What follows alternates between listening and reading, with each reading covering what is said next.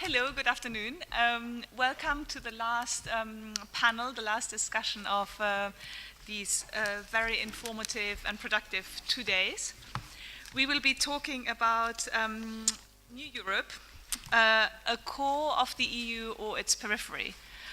And having just spent 3 weeks in Poland, I came away with the impression of a country that is feels certainly very much at the core of the EU, and certainly in many ways is by now. And I think Poland is not the only of the 10 new member states that plays such a central role in the EU, but it is.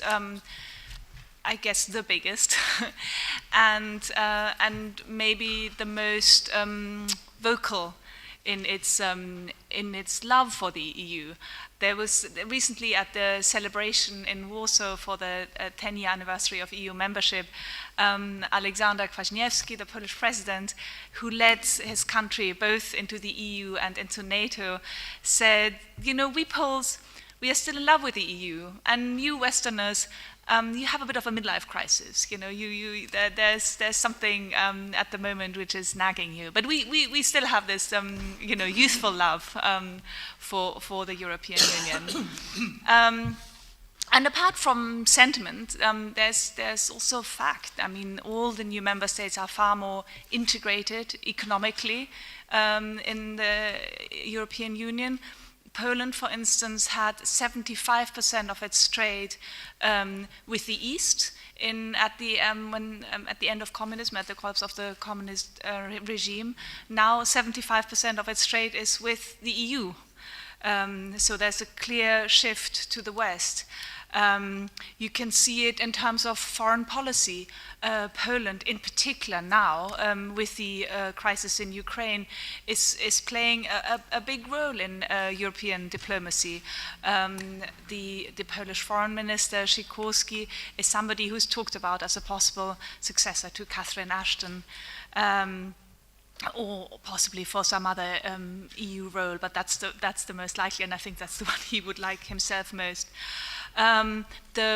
Within the EU, probably the German-French relationship is still the most important one, but the Polish-German relationship has gained enormous importance, and now they are trying to rebuild the Weimar Triangle between France, Germany, and Poland. And you saw that the foreign ministers of these three countries go to Kiev when they tried to get Yanukovych to sign the association agreement. It didn't work, but at least those three tried and made a statement in doing that. In terms of is the New Europe really at its core? I mean, that's for us to discuss, but there's certainly a big trend, and not only in Poland. You can see that in Hungary, although Hungary has a more ambivalent relationship with Brussels. It gets occasionally a rap on its wrists for misbehaving, then it reforms a bit, and then they start again. So it's a bit of not love and hate, but it is certainly a more ambivalent relationship with the EU. The Czechs are more Eurosceptic. There's quite a strong Eurosceptic faction in Czech politics, and you could see that at the elections for the European Parliament recently. Nearly all big parties, with the exception of top 09, even the Social Democrats, who are pro-EU, campaigned on this anti-EU with sort of anti-EU subtext. The Social Democrats very much campaigning against EU austerity measures. Then you have ODS, the party of Václav Klaus, who's always been a strong Eurosceptic, which made anti-Euro membership its main campaign theme. So there's a bit of a different mood, I'd say, in the Czech Republic. Romania and Bulgaria always have a bit of the problem that they are the laggards, that Bulgaria is the poorest EU member. The absorption rate is not not very good in Bulgaria. Corruption is still a big problem. So let's put it like that. Until these two, Romania and Bulgaria, are part of the core of the EU, I think we still have a bit of a way to go until that happens. But with me here to discuss are four wonderful panelists.